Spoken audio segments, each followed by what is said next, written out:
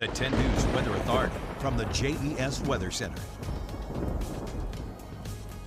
Good evening, friends. It has been a beautiful day today. We have stayed mostly dry, and we're looking at right now on our current radar scan, still looking pretty dry, especially with a few hit or miss isolated showers in portions of the highland zones, a few isolated thunderstorms. Rest of us are dry, and that pattern will last throughout portions of the evening and early Sunday morning hours. Temperatures still stand in the 70s, 80s, and 90s. We are running the gamut for our temperatures this evening. Hot Springs at 78 degrees, Roanoke, Rocky Mount, Bedford as well, all at the 88-degree mark. Pulaski 82, Independence 81, and in South Boston 87 right now. Temperatures are still around average for this time of year, at least a couple degrees around, at least if not a few more degrees higher than average.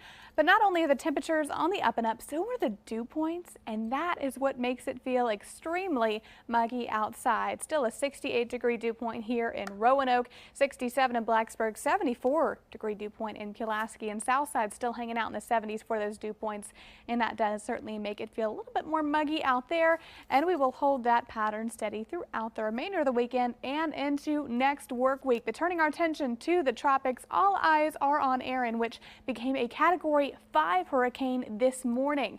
Right now, sitting in maximum wind speed of 160 miles an hour, those sustained winds, and most importantly, the direction that this hurricane is moving towards the west at 15 miles an hour.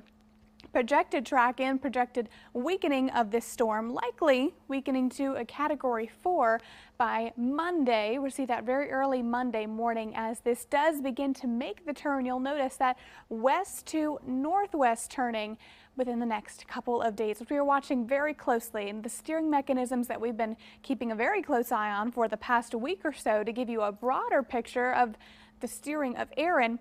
What this is called, and this is because of the placement, but a Bermuda high pressure as well as high pressure that has been dominating the lower 48. We have seen Erin riding between these two systems, and because of that, as Erin will eventually slow down and turn further north, riding the very weak outer bands of that system of high pressure.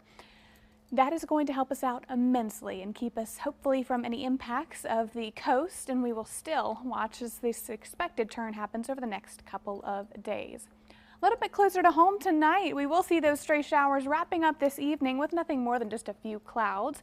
Starting off Sunday morning with dry conditions, it will still be very muggy, but mostly dry until the afternoon hours, and that is when we resume with a chance for those hit or miss showers and thunderstorms. Low temperature tonight back in the 60s, pretty seasonable for this time of year, upper 60s at that. And our 7-day forecast does put us back in the 90s briefly before we fall back into the 80s and 70s for the latter part of next work week. Active pattern ahead. Don't forget the umbrella this week. Samuel?